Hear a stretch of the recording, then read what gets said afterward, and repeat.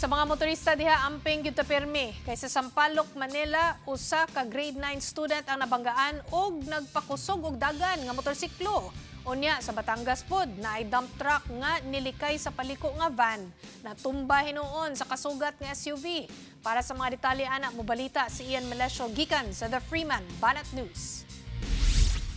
Martes sa udtong tutok nihuno ning usa ka auto aron makalabang sa dalan ang estudyante di sa Barangay 412 Sampaloc, Manila.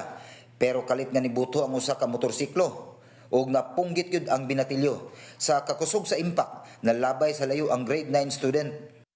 Sa laing kuha sa CCTV makita nga nakig-ilis ang angkas sa rider. Pero bisan pa ana, natultulan gihapon ug nadakpan ang 21 anyos nga driver kay naplakahan di ay ang iyang motor ug natagaksad ang iyang cellphone. Nana siya karon sa kustodiya sa Manila Police District. Hindi naman siya under influence of alcohol, pero ang sabi nila, nagmamadali daw sila. Pero sabi ko kasi, walang valid reason dun sa nangyari na para iiwan mo yung nabunggo mo. Yung mga tumatawid sa pedestrian lane, bigyan po natin sila ng daan para makatawid. Sa Tuy Batangas sad, kita kayo ning silver van nga payuton sa Paliko Crossing alaw na imedya sa hapon atong Huwebes. Pero wa pagani hingpit na kaliko, usa ka dump truck nga paspas kayo og dagan ang naabot.